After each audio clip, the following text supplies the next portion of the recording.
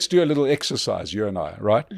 I hand over your phone number because I've got her number to an international investor. They contact you. They say, I am Mr. Big Shot from some country and I want to open a multi-billion-dollar factory in South Africa. I'm going to buy this land, which I've earmarked. I'm going to build a big factory, right? I'm going to employ thousands of people. But I need to know that nobody, not just you, but nobody could at some stage say, in the public interest, we might just want your big factory and your intellectual property. Can you guarantee me that you can't have it? Then he says, I'm going to bring in a lot of specialists, but I see that there's an employment equity tick box exercise, right, where I am being told who to hire, right? And I run companies all over the world, and nowhere am I told who I must hire. Should I invest in your country or shouldn't I? How would you answer that particular investor? That you can go and invest in India or elsewhere. So go somewhere else. Yes. You know, ever since we did that famous interview with the ANC spokesperson, Mahlengi Bengu-Motsiri, where she told South Africans and the world that the ANC doesn't want investment. We've got a tremendous, amount of feedback and a lot of people, a lot of patting on the back that I got the ANC to say the quiet bit out loud, that it really showed what the party was all about. And it really got me to think about why is it that the ANC can actually think that that's okay. That it's okay to run a country and to tell international investors in that scenario that I put to go to hell. It's, what is the thinking that has led us here to where we find ourselves, where we've got, 50% unemployment, we've got some of the worst education standards in the world, we've got safety and security crisis where, it's so bad that the president goes to the White House and tells Donald Trump that there's no white genocide. In fact, we're trying to kill everybody.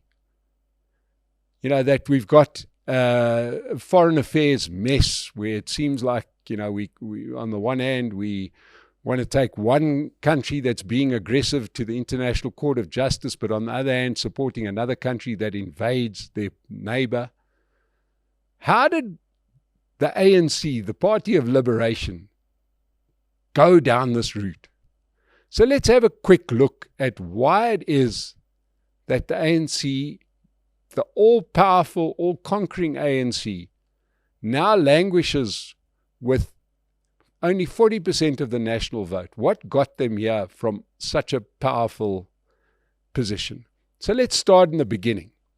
And in fact, the beginning isn't the 1994 election. The beginning is the period following 1990, the unbanning of the ANC and the release of Nelson Mandela from prison. Yeah, I think that there have been a few things that have happened to the ANC that were great for them at the time, but in the long run, I think have been proven to be quite problematic. When Nelson Mandela came out of prison, quite clearly, he was a unique individual, unique in many, many ways, a very intelligent person, unbelievably charismatic, and smart and unthreatened. He was the one ANC leader that has not been afraid to surround himself with intelligent people. He wasn't threatened by having smart people in his cabinet, talking for him as cabinet ministers, making decisions, etc. He was confident in his own skin. He was able to admonish people because he had the moral high ground. He was able to disarm people because he had a charming smile.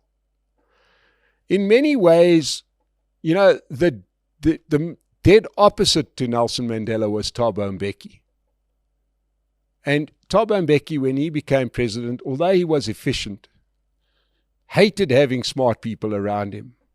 He was continually insecure, so much so that he accused just about every senior ANC person of something else, and even said that there was a plot to assassinate him that was being hatched by Matthew Spoza and Tokyo Sexwali and Cyril Ramaphosa, who were seen as potential, successors to Thabo Mbeki. That's how insecure he was. He managed to kill hundreds of thousands of South Africans by denying the AIDS pandemic of the time.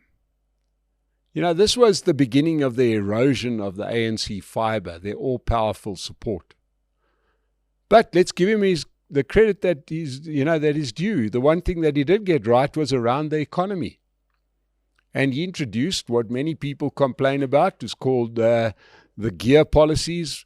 Many people accuse that of being neoliberal policies. And you know what the dirty little secret was? Well, this is not hard to work out, and that was that those policies actually worked. The country was growing at 5% plus. Unemployment was being eaten into at the rate of 500,000 people per annum. The country was going places. It was on the back of that South Africa was selected as the host of the 2010 World Cup.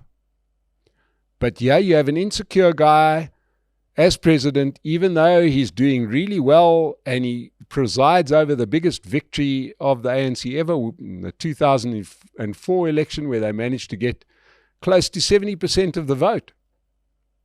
But by getting rid of smart people, he started to sow the seeds of the ANC's own destruction.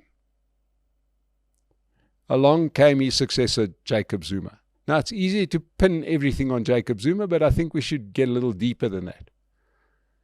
The ANC's soft point has always been their tolerance to corruption.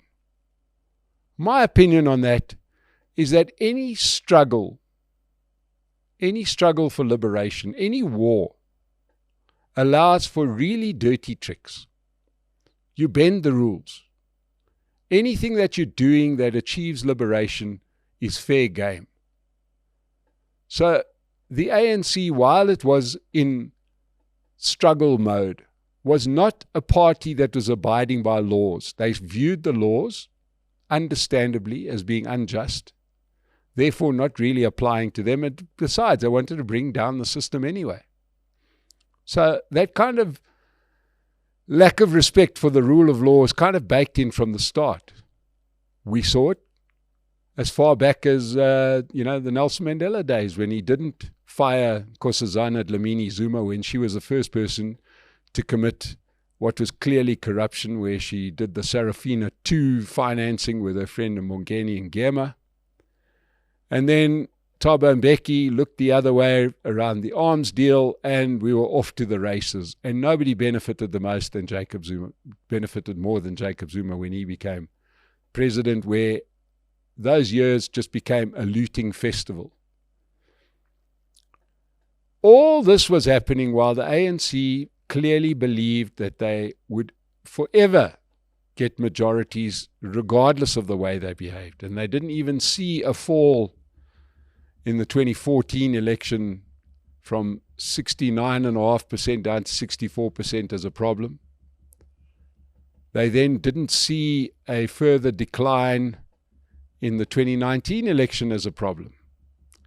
Now, the 2019 election brought about Cyril Ramaphosa and Ramaphoria. And what was that? That was just the country breathing a sigh of relief from getting rid of Jacob Zuma, saying, well, here's somebody who understands business, it'll be a little bit better. Well, clearly it wasn't. In fact, far from being hard on corruption, Cyril Ramaphosa seems to have been more accommodative of corruption than Jacob Zuma was. And a far worse leader. He just seems to be, averse to leadership. But I think the biggest thing that the ANC has got wrong is reading the market, of thinking that the masses, as they call them, the voters, would just vote for them regardless of their own circumstances. They wouldn't look at the sewage running down the street. They would just vote for the ANC because the ANC had brought them liberation. And now we find them as this minority government, 40% of the vote they have, forced to be in coalition and, out of absolute power. Everybody seemed to understand that except for the ANC, who didn't quite get the memo. And I have said this before, and I'll say it again, that I don't think that the ANC's behavior in the last year, the first year of the Government of National Unity, has done them any favors. Because they managed to put together a Government of National Unity. And if there's one thing that President Cyril Ramaphosa knows how to do, in actual fact, he's got two things that he is very good at doing. And that is, he's a very good negotiator. Invariably, he negotiates in bad faith. And I say that because he says one thing and does another. Now, that's a great trick if you're in politics, not a very good trick in the rest of your life.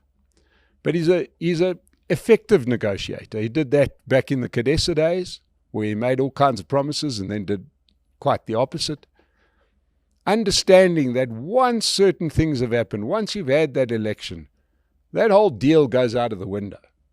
He negotiated in bad faith in this Government of National Unity, giving all kinds of guarantees that there will be consultation and discussion, not really caring about the fact that it wasn't really going to be like that, because once he's the president, he's the president. So he's done that. But I think the downside to that is that what it has allowed the ANC to do is to govern the country and to think that they're still a majority party, which they aren't. The corruption boat just keeps on going, and so does the ideology.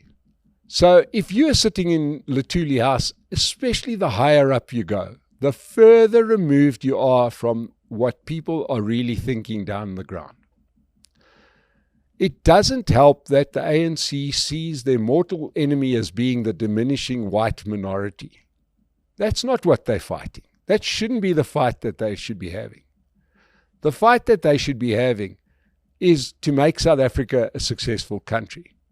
The fight they should be having is against unemployment. The fight they should be having is against rampant crime. The fight they should be having is better education standards. They are not doing that fight at all. Instead, all they're doing is sticking with their ideological nemesis, stuff that was last applicable 30 years ago. Trying to take land away from a white minority. Listen, land's land. Whoever's going to run is going to own the land. Big deal. Grow your economy. These people are citizens of your country anyway. But the ANC is committed to their ideology. They're committed to their corruption. They can't see a world beyond that. And I think we've got to understand that that is all they are about. They do not believe for 1 minute. If you had to go into Luthuli House and you could do a lie detector test on all of those leaders, I don't think any of them would be lying when they said they're still in charge. They say it at every turn. They haven't understood that people have had enough of them and they're not going to reform. So I think that when we analyze the ANC, we've got to understand that they had unfettered power. If you go back 20 years, to the 2004 election, the 2005-06 heady days of the ANC, they could do anything and they would have got a majority. I don't think they understand that they are no longer in that place. And it's actually quite sad. But hey, it's time, right? So there is nobody there that has understood what they really need to do is be a little bit more alive to the new South Africa. There's many things that haven't helped them. This thing of holding on to power after they lost an election hasn't been good for them because it hasn't allowed them to reform the way that they should have reformed. The other thing that hasn't helped is they have seen people leave their party and start more radical political parties like the Economic Freedom Fighters and Mkhonto Wesizwe and get a portion of the votes. And the poor ANC thinks that that is the direction to go in, a more sort of radical revolutionary route in a conservative country that doesn't want that. Well, you know what the ANC's biggest failing is? The biggest failing, in my opinion, of the ANC is to acknowledge that not all black people think the same. They do not speak for everybody. You know, some people are dog people and some people are cat people. You just like what you like, and not everybody has the same tastes in music, in food, or in political parties and ideologies. The ANC doesn't understand that. They're still treating the black majority as if they are one amorphous mass. And they absolutely hate black agency. But, times have changed. If me, as an old white guy, can see the changes, it astounds me that the ANC can't see the changes. If Mthlengi could do that interview with me and say that investors mustn't come into South Africa, they must go to India, then really what that is telling you is that you are so far removed from reality that you are never going to understand what it takes to reform your party or to make your party an effective government. And they're going to keep on sliding more and further down the way. What is truly troubling is if you look at their young leaders. The young leaders are the ones that are now embarrassing the party. People like Thembi Simelane, like Minister Nkabani, like Kumbutso Ntshavheni, who is going to answer a case for corruption when she was mayor of Palabora for 80 million rand. But he keeps these people in the cabinet. He looks at these people, and these people should be the future of the party, and in actual fact, they're worse than the current leadership. There's no hope for this party. Hard to see them being reformed. They're going to try the hallelujah trick in putting Patrice Motsepe as their leader for the next election. I don't know if it's going to work. I don't think the party will stand for it because they're committed to corruption and a few other things. That's my opinion of the ANC.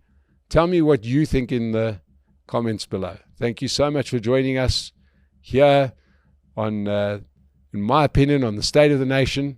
Stay tuned to this channel. You'll get a lot more analysis. Thank you very much. When it comes to getting around South Africa, Pace Car Rental makes it easy. Whether it's a quick run to the airport, a month-long rental for business, or a vehicle to help grow your hustle, Pace has the right wheels right when you need them. With a wide range of reliable cars, vans and bakkies, flexible rental terms, and friendly service you can count on, South Africans trust Pace to keep them moving. Plus, use promo code SONA and get a special discount on your next rental, because every journey deserves a head start. Reliable, affordable, proudly local. Pace Car Rental.